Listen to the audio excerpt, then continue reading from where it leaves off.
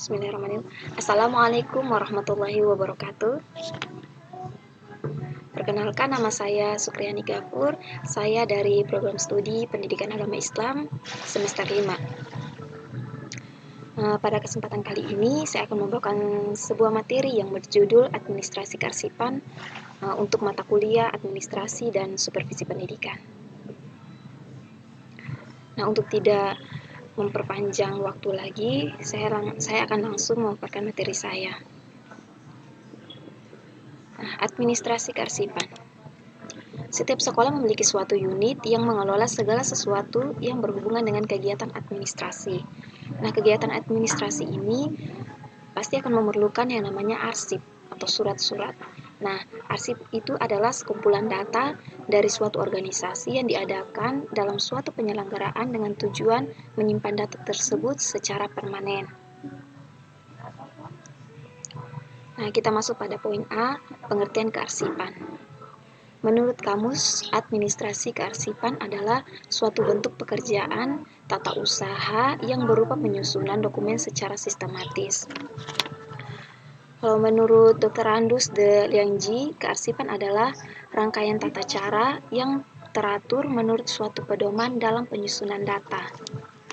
Nah, bisa dibilang kalau kearsipan ini adalah suatu proses, kegiatan, atau proses pengaturan dokumen-dokumen secara sistematis agar pada saat diperlukan bisa dengan cepat ditemukan kembali.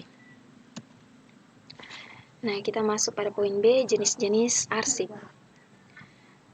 Ada beberapa jenis-jenis arsip. Nah, yang pertama, arsip menurut subjek atau isinya. Arsip menurut subjek atau isinya ini ada dibagi menjadi 4 bagian, yaitu arsip kepegawaian, arsip keuangan, arsip pemasaran, dan arsip daftar pendidikan.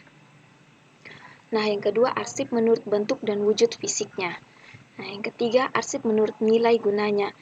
Arsip menurut nilai gunanya ini ada dibagi menjadi 7, yaitu arsip bernilai informasi, arsip bernilai administrasi, arsip bernilai hukum, arsip bernilai sejarah, arsip bernilai ilmiah, arsip bernilai keuangan, dan arsip bernilai pendidikan.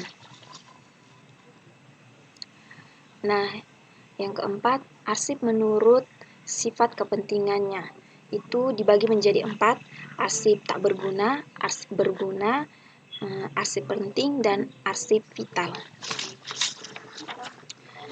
Nah, yang kelima, arsip menurut fungsinya. Itu dibagi menjadi 2, yaitu arsip dinamis dan arsip arsip statis.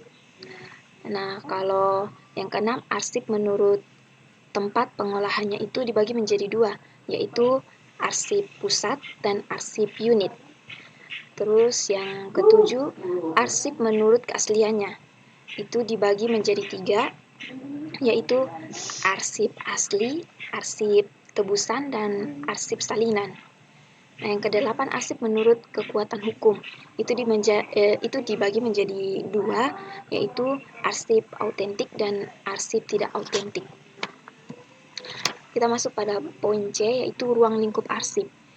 Nah, ruang lingkup arsip ini yang pertama penciptaan atau penerimaan arsip. Yang kedua, pengumpulan dan penerimaan arsip.